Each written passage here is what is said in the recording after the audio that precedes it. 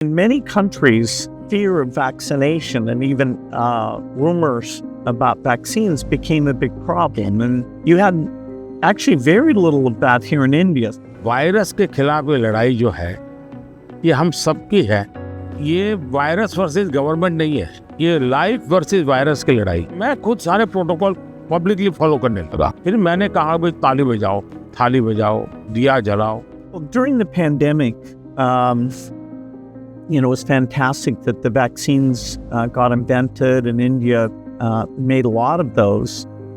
Sadly, in many countries, the fear of vaccination and even rumors about vaccines became a big problem. And you had actually very little of that here in India. So I'm curious, how did you manage the communication, and why do you think it came out better here? बहुत ही बढ़िया सवाल आपने पूछा है। एक तो मैंने virus के खिलाफ ये लड़ाई जो है ये हम सबकी है, ये लोगों को प्रशिक्षित करने पर बल दिया। ये वायरस वर्सेस गवर्नमेंट नहीं है, ये लाइफ वर्सेस वायरस की लड़ाई। ये पहली मेरी फिलॉसफी। दूसरा, मैं डे 1 से कम्युनिकेट करने लगा सबसे डायरेक्ट मेरे देश के लोगों से बात। मैं खुद सारे प्रोटोकॉल पब्लिकली फॉलो करने लगा। सब चीजें पब्लिकली मैं उदाहरण के रूप में जाने लगा लोगों के सामने। फिर मैंने कहा भाई ताली बजाओ, थाली बजाओ, दिया जलाओ। हमारे देश में इसकी बड़ी मजाक करने का प्रयास हुआ, लेकिन मुझे लोगों को विश्वास में लेना था भाई हमें ये लड़ाई साथ लड़नी। जब ये विश्वास बन गया कि हमें अपनी जिंदगी बचानी है और औरों की जिंदगी बचे इसमें मदद करनी है, तो एक प्रकार से मास मूवमेंट बन गया। और उसके कारण मुझे बाद में जो भी चीज कहता था देशवासियों को, वो मुझे मदद करते। फिर मुझे क्वेश्चन नहीं करते थे कि मास्क लगाना चाहिए कि नहीं लगाना चाहिए, उनको लगता है। और लोग भी एक दूसरे को कहते थे मास्क लगाओ। तो ये जन आंदोलन बन गया। एंड डेमोक्रेटिक वे में डंडे से काम नहीं होता है। आप लोगों को एजुकेट कीजिए, उनको कन्विंस कीजिए और उनको साथ लेकर के चलिए। ये मेरा बहुत बड़ा अभियान रहा और उसके कारण मुझे वैक्सीन में बहुत बड़ी सभा, किसी ने मुझे रोका नहीं।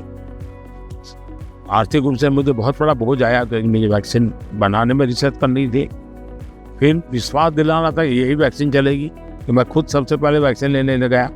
और मेरी 95 एज की मेरी माँ थी उस समय, मेरी माँ ने भी पब्लिकली वैक्सीन लिया। तो मैंने उदाहरण करके दिखाया, तो लोगों को भरोसा पड़ा कि भाई ये जिंदगी बचा सकती है। आने वाले दिनों में मैं सर्वाइकल कैंसर को लेकर के, खास करके बच्चियों के लेकर, मैं भारत में इस बार बजट में हमारी जो साइंटिस्ट हैं उनको बजट देना चाहता हूँ।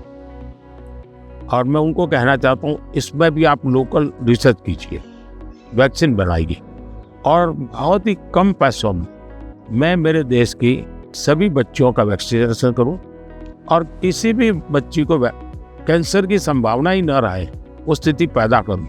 उस दिशा में इन दिनों में काम कर रहा हूँ। जब मेरी नई सरकार बनेगी तो मैं सबसे पहले उस दिशा में काफ़ी पैसे रिसर्च में लगाना चाहता हूँ ताकि मेरी बच्चियों की ज़िंदगी बचे।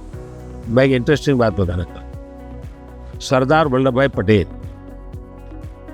1930 के आसपास अहमदाबाद म्यूनिसिपल कॉरपोरेशन, उस समय नगर पालिका होती थी, उसके मेयर थे। और उस समय एक एपिडेमिक की स्थिति पैदा हुई, वैक्सीनेशन करवाना। कुछ लोगों ने रिलीजियस कारणों से उस समय वैक्सीन लेने से मना कर दिया, रेजिस्ट किए। तो सरदार वल्लभ भाई पटेल ने बड़ा कड़ाई की और कंपल्सन किया कि मुझे सारे की जिंदगी बचानी है। यानी ये रेजिस्टेंस दुनिया के हर देश में सदियों से चला आया रहा, लेकिन अगर उसको ओपन अप करके हम करें तो शायद ठीक हो जाता है।